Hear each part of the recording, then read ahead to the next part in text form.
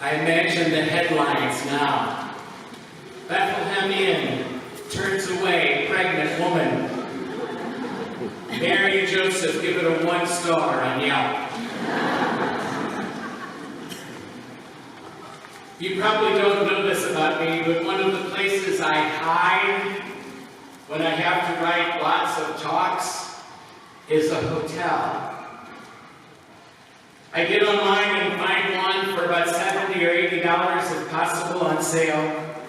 I bring my laptop and several resources and I write. I'm so boring.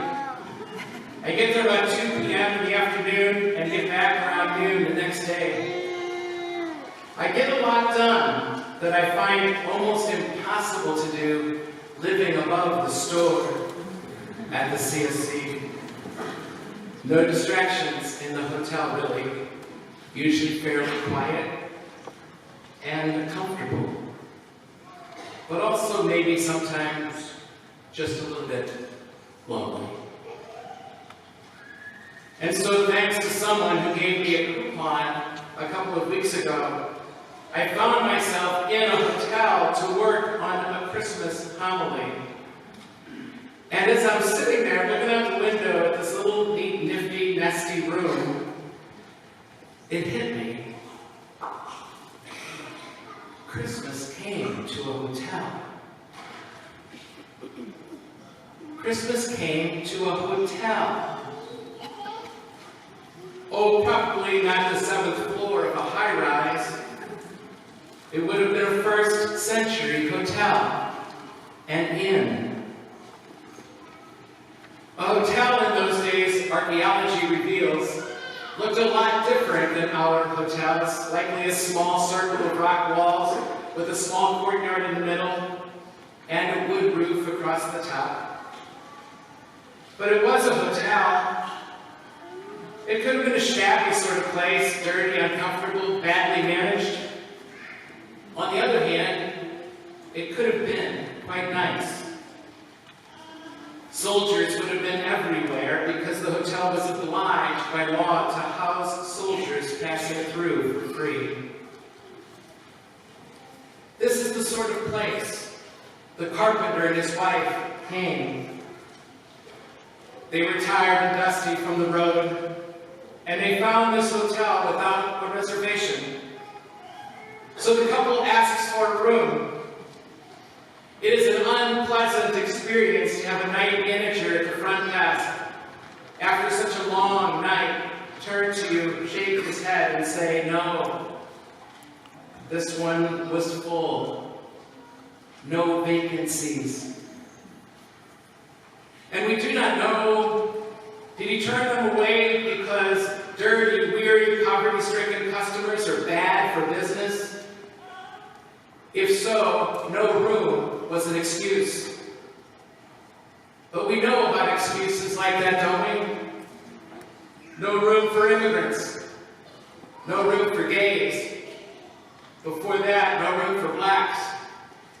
Before that, no room for women. When I was younger, I thought that ancient innkeeper, that night manager at the hotel desk, I thought him a villain. How could he do that to these two good people? But as I've grown older, I've come to feel my own kind of kinship with him. I began to realize he probably did not refuse Mary and Joseph out of malice. Perhaps it was simply a case that there really were no more rooms. It's quite possible that this night manager was sympathetic to this very pregnant woman and her husband. Maybe he or she wanted with all of his or her heart to house these two in trouble. But he just couldn't, because all the rooms were taken. There simply were no vacancies. I understand the innkeeper. I've learned so many of us have to say no because we don't have the money on us at the time or the time itself. Not necessarily because we're hostile, but simply because we're filled up with many things, with many obligations. When a student asks me for time to talk, and I have to say to him or her, I'm really sorry, I'm not free now to get together, and it might be a couple days before we can get time.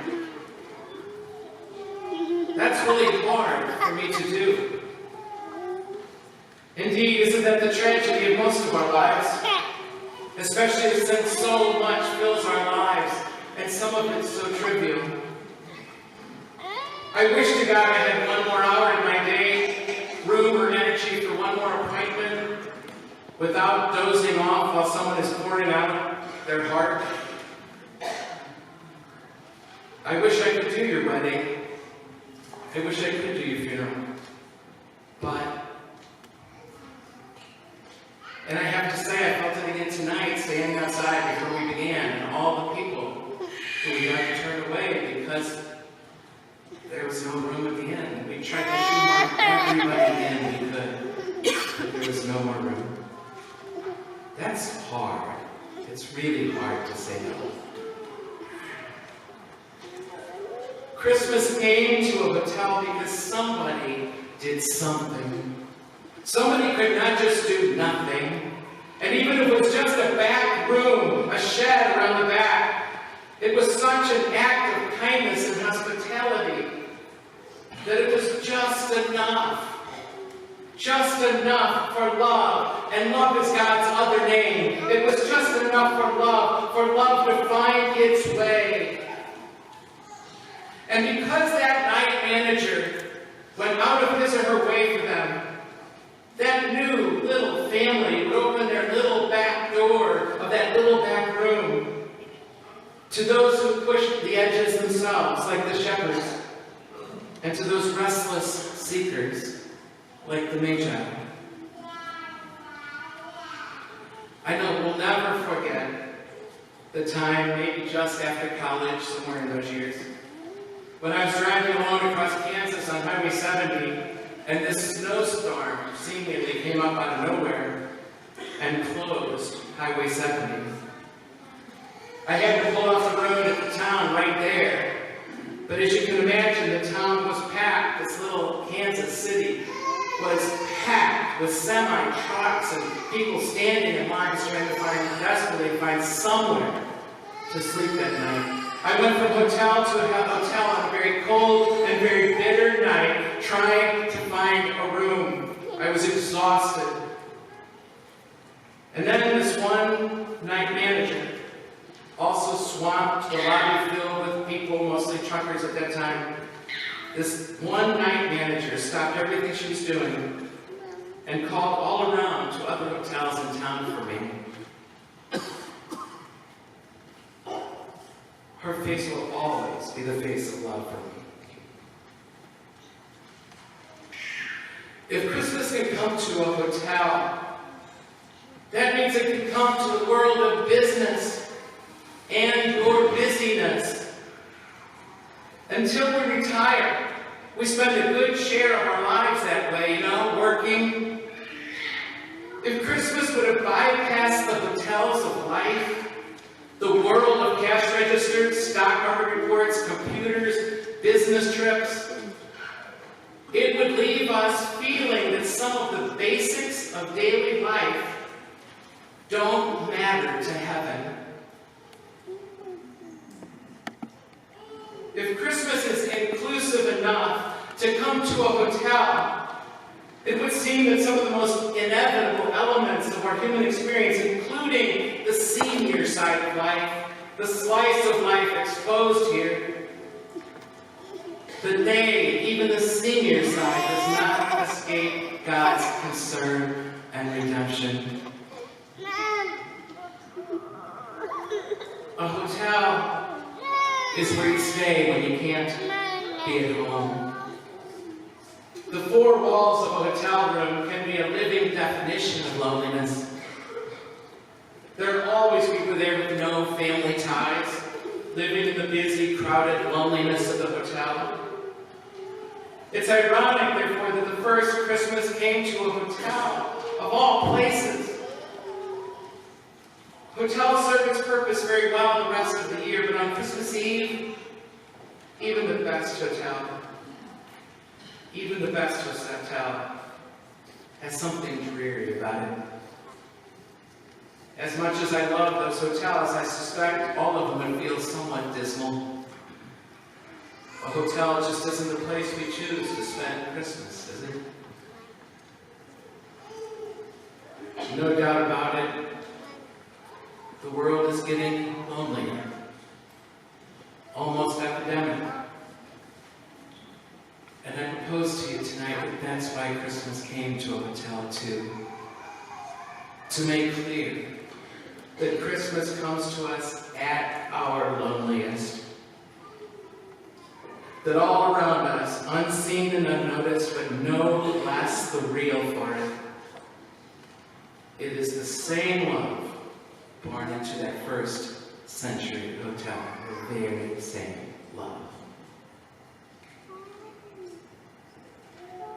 What Christmas reminds us is that love squeezes in. Love always manages to squeeze in, not just in a village called Bethlehem, but into the world. And still that happens. The Christ child and his mom and dad defied the verdict of no room, and themselves made room for many others, many more.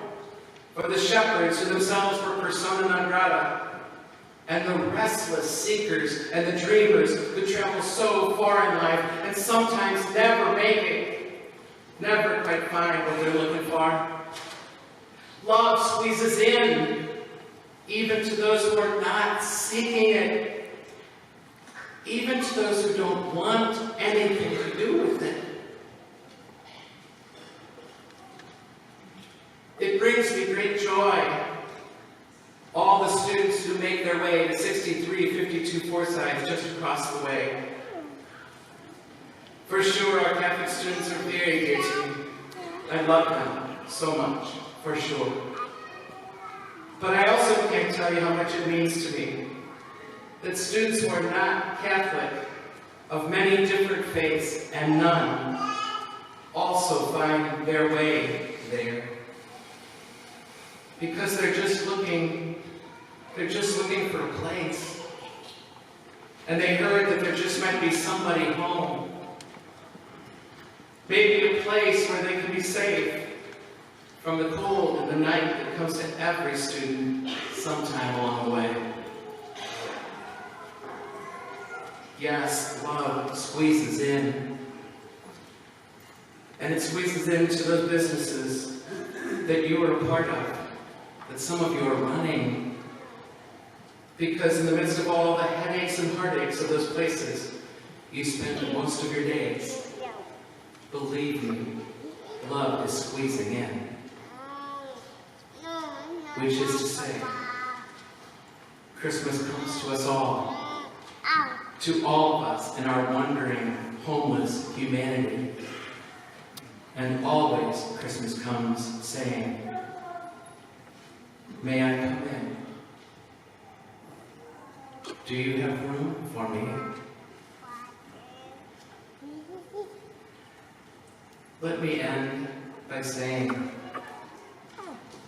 I have stayed in many a hotel, but I don't know that I've ever felt the tears running down my cheek that night in that hotel as I did in room 746, writing this Christmas homily.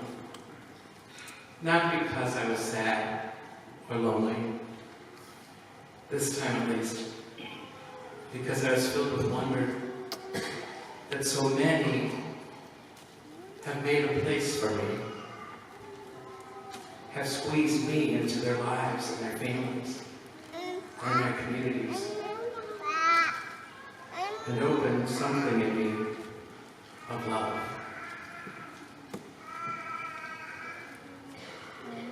I guess you could say Christmas came to me in a hotel that night.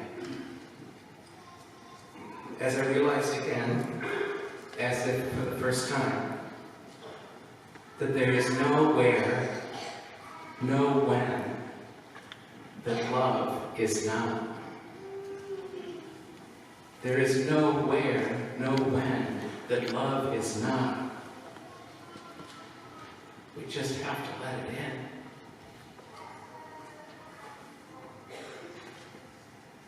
You see, my friends, if Christmas could come to a town,